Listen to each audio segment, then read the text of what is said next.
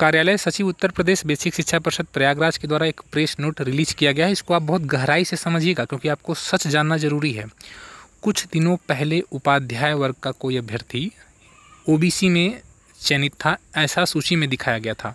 उसी तरह कोई तिवारी था, वो भी ओबीसी में चयनित था, ऐसा दिखाया गया था। अब इसी बात को लेकर कई यूट्यूब चैनल, कई फेसबुक जगहों पर, कई व्हाट्सएप ग्रुप में इस तरह की सूचनाएं देने जाने लगी कि यहाँ पर पीएनपी का हाथ है, यानी कि बोर्ड का हाथ है। उस संबंध में भी आपको जानकारी यहाँ पर इस चैनल के द्वारा दी गई थी कि देखिए, यह फॉर्म भरते समय अभ्यर्थी की जिम्मेदारी होती है कि वो फॉर्म भरे और वह सही भरे। अगर गलत उसने फॉर्म भरा, चाहे वो उसने अपनी कैटेगरी गलत भर दी, तो उसके लिए संस्था जिम्मेदार नहीं है।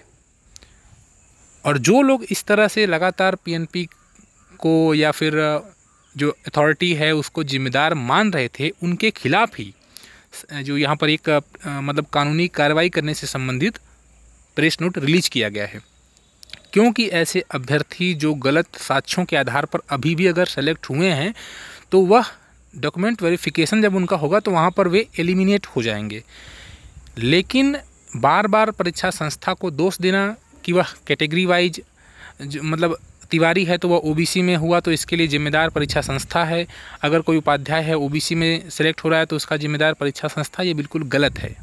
और इसी तरह की सूचनाओं पर लगाम कसने के लिए जो मतलब सचिव हैं, उनका यह आदेश जारी हुआ है। कुछ दिनों पहले अभी सोशल नेटवर्किंग साइट्स फेसबुक वगैरह पर यह भी फैलाया जा रहा था कि किस जाति का अभ्यर्थी कितना पास हुआ, यादव कितने पास हुए हैं, कुम्हार कितने पास हुए हैं, ब्राह्मण कितने पास हुए हैं, क्षत्रिय कितने पास हुए। ये सब गलत सूचनाएं हैं और इस तरह की सूचनाएं अभी कोई मतलब सामने नहीं आई हैं। और इस तरह की जो भी सूचनाएँ किसी के द्वारा फैलाई जाती हैं तो वो बिल्कुल गलत है, ठीक है। और इसी के संबंध में यह सचिव का आदेश जारी हुआ, जिसको आप देख सकते हैं कि जातिगत गलत प्रमाण के आधार पर अगर कोई चयनित हो रहा है तो इस संबंध में प्रसारित हो रही गलत संदेश के माध्यम से बेसिक शिक्षा परिषद द्वारा साइबर सेल लखनऊ में मतलब कानूनी कार्रवाई संबंधित मतलब बात कही गई है।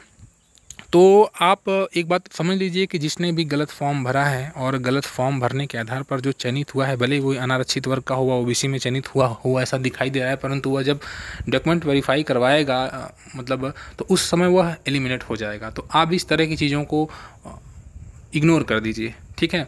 और किसी भी प्रकार की गलत सूचनाओं को मत फैलाइए, यही आपकी एक मतलब उत्तरदायित्व है। और ऐसी अफवाहों पर ध्यान भी न दीजिए, ठीक है। इसी संबंध में यह एक प्रेस नोट है, आप देख ही रहे हैं। धन्यवाद।